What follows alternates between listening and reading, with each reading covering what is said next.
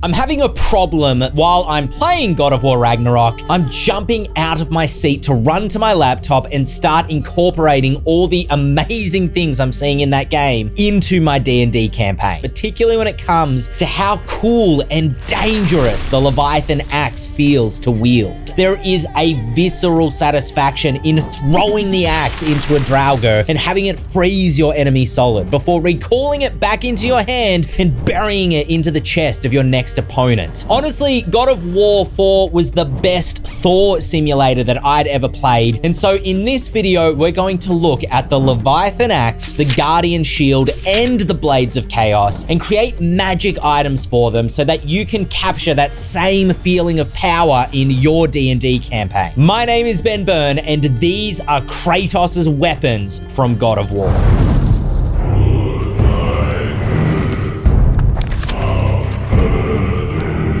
Leviathan Axe has become as synonymous with Kratos as the Blades of Chaos did from the earlier God of War games. The axe just feels so impactful, and not just to hit things with, but even just recalling it into your hand has a visceral satisfaction to it. And when I think of all the cool things that the axe can do, there are a few must-haves for it as a magic item. You must be able to throw and recall an axe if it's gonna live up to the Leviathan Axe. But the Leviathan isn't a hand axe by any stretch. This thing needs to be a battle axe that can be big enough to be wielded with both hands. The axe must be able to do cold damage, of course, but it also must be able to freeze enemies for its elemental damage to feel fully satisfying. I think the axe should also be capable of summoning ice and rime beyond just hitting with it, so the wielder can feel like they are summoning the forces of winter to aid them in battle. So when we take all of those ingredients and we try to create rules for them, let's see what we end up with. The Leviathan is absolutely a legendary magic item which requires attunement and which I'm going to say counts as a +3 battle axe that inflicts magical slashing damage. The runes adorning the axe can emit an icy blue light, a warning to the extent of its power. The wielder can therefore cast the light cantrip only on the head of the axe, dismissing it as an action just like normal. The Leviathan Axe also has 12 charges which can be used in the following ways. Using a single charge will of course allow the axe to be thrown with a short range of 30 feet and a long range of 70, so it's got a little bit more range on most other thrown weapons. If an attack hits from the axe being thrown, it deals an additional 1d8 of cold damage to the target, and then the axe automatically returns into the wielder's hand. The axe can be thrown at multiple enemies in a single turn, using a charge each time, and this could be described in your game as quick successive throws, or the axe spinning in place, or maybe it's traveling in an arc before it returns back to the wielder's hand. One charge can also be spent to cast Frigid Smite, which is a new smite spell I've written specifically for the Leviathan Axe. A bonus action needs to be spent to cast the spell like most smites, and allows the next melee attack to deal an additional 2d6 cold damage to the target. The target also has its speed reduced by 10 feet as it starts to freeze up with frost and rime. In fact,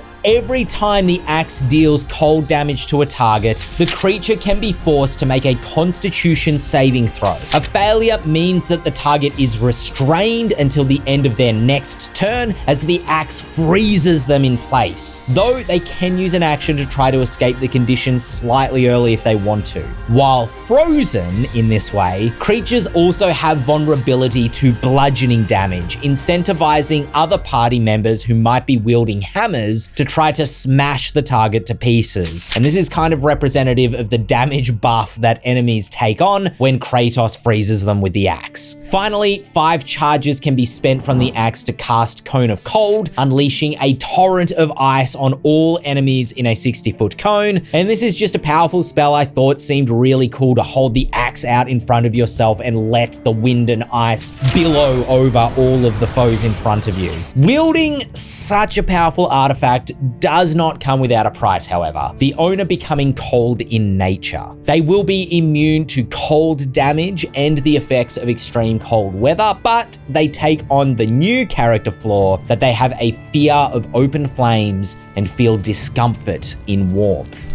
What makes the Leviathan Axe such an evocative weapon isn't just how powerful it is, but also its mythology. Forged by two master dwarven smiths for the Jotun Laufey, the axe seemed specifically crafted for a frost giant to wield against Odin and Thor. How will you present it in your campaign? Will it be the sun sword of your story, which the party must acquire to defeat a powerful demon or fire giant? Is the location of the Leviathan Axe known, or is it lost in your campaign world and must be won by undertaking a major quest? Or perhaps, much like you can upgrade the axe with Kratos while playing the game, you could introduce a powered down version to the party early. Then, as the player character who wields it levels up, this unlocks further properties of the axe. So for example, for a character below level 5, the axe is only a +1 weapon, only has 6 charges, and only has the light cantrip and the axe throw abilities unlocked. For a character from levels 5 to 8, the axe is a +2 weapon. It has all 12 charges, and the character gains access to the Frigid Smite and the Frozen Target abilities. Above 8th level, the axe becomes a +3 weapon, and the character unlocks the full suite of its capabilities. But why should the players have all the fun? Forcing the party to win the axe of a powerful NPC, such as giving it to a frost giant or a Valakan clan leader, can make for an intense and satisfying combat encounter with a Kratos of your own making.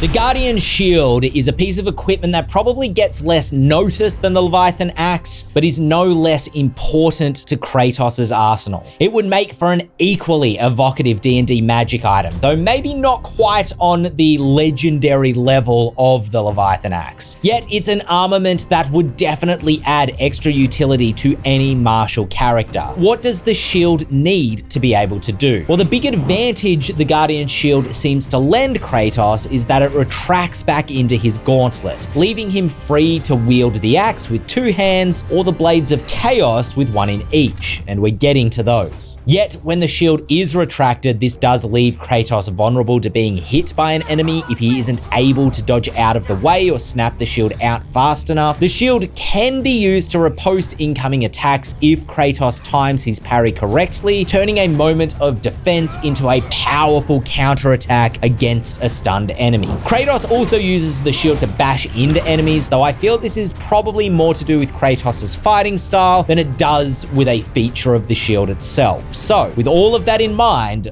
let's make a magic item.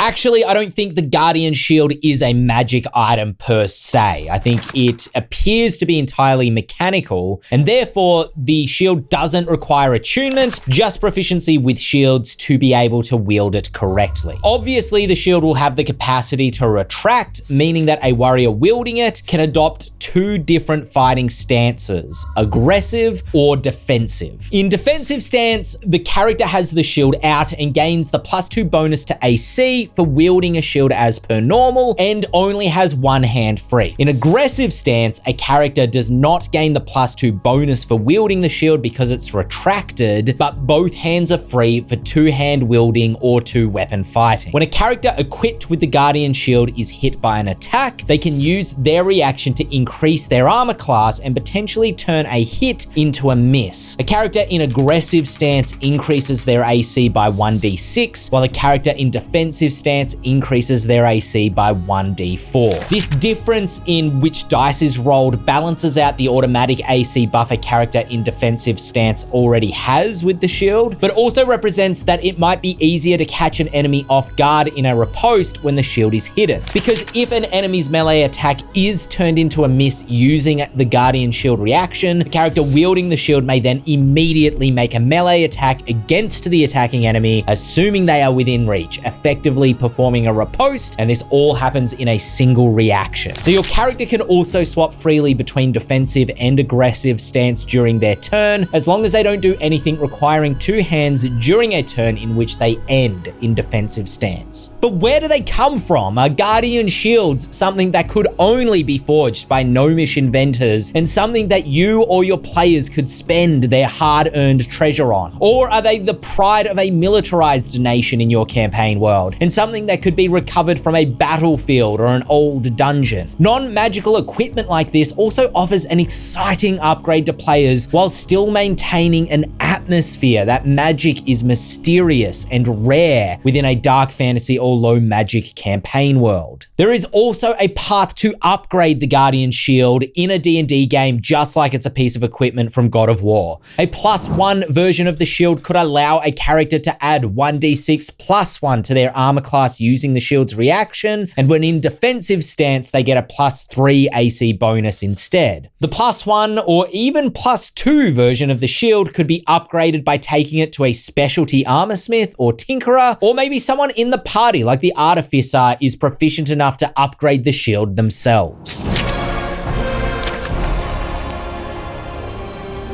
The Blades of Chaos are the original iconic weapons from God of War, given such gravitas in the Norse sagas that without having played the earlier games, my heart was still in my throat when Kratos recovers them in God of War 4. The story of the Blades of Chaos, as presented in that game, is that they represent Kratos' prior enslavement to Ares and Athena. There's nowhere you can hide, Spartan.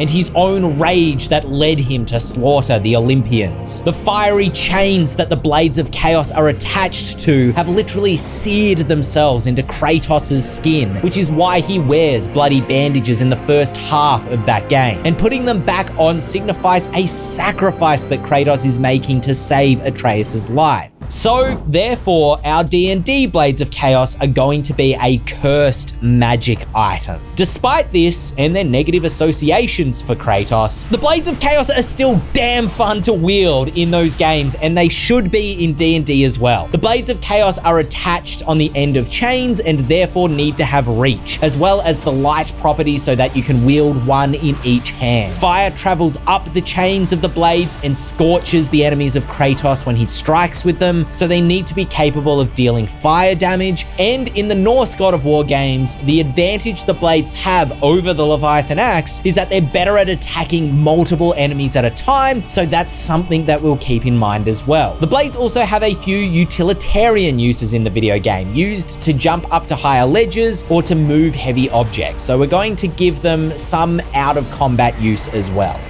Like the Leviathan Axe, the Blades of Chaos are legendary weapons that require attunement, though only take up one attunement slot for both blades, if that isn't obvious. They deal 1d6 slashing damage with a successful attack and have the light property so that they can be wielded one in each hand. They have reach, being able to strike at a distance of 10 feet with the chains fully extending, and they have the finesse property because I think they'd make for excellent monk and ranger weapons. The Blades of Chaos have a +2 bonus to hit and damage rolls, which is less than the Leviathan Axe, but I think is fair considering not only the melee reach that the blades have, but there's quite a lot of stacking damage that they inflict. The blades have 12 charges, which can be used predominantly to ignite them with fire. When an attack with the blades hits, one or more charges can be spent to deal an additional 1d6 of fire damage for each charge spent. And if you hit the same target twice with the blades in the same turn, they take an additional 2d6 fire damage on top of any charges that you happen to spend. This stacking damage is meant to represent the slashing combos that you can perform with the blades in God of War, striking out at multiple targets around you or focusing your rage in on a single enemy as the blades become more and more charged with fire. Just like you could focus all of your rage on hitting the like button to this video.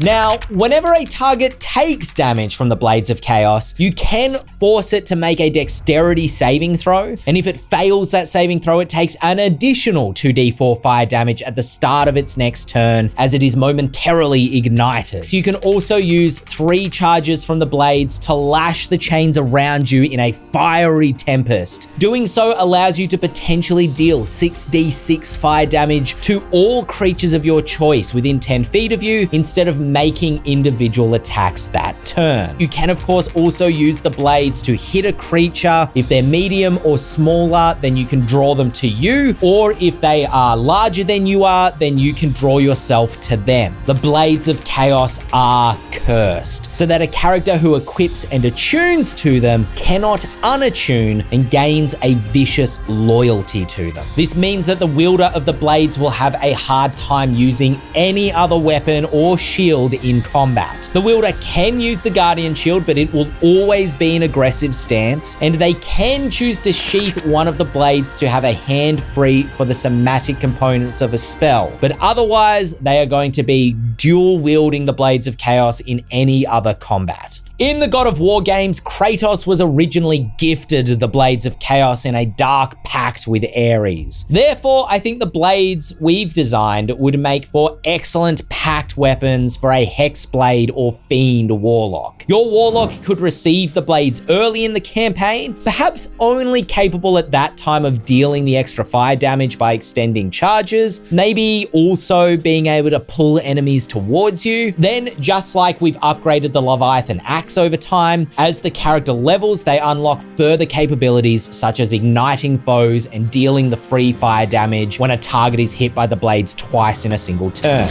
Again, these blades can be given to an NPC as well to create a really engaging and challenging boss encounter, especially if the big bad has legendary actions to get repeated attacks in with the blades. From a story perspective, you should be thinking about who forged the Blades of Chaos. Their name and association with fire does not bode good things. So were they forged by an archdemon or a god of war? Or were they forged by a common smith with the secrets of their dark design whispered into the commoner's ears by a primordial being?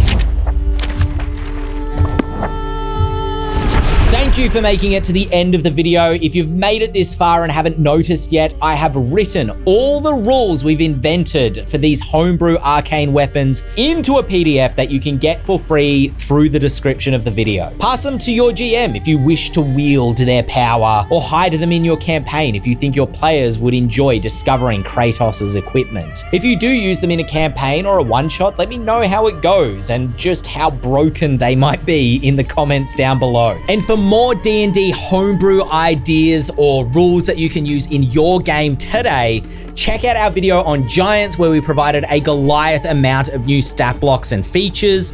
Or if you want to play the Monster Hunter, a brand new 5e class for Grim Hollow, check it out in this video right here.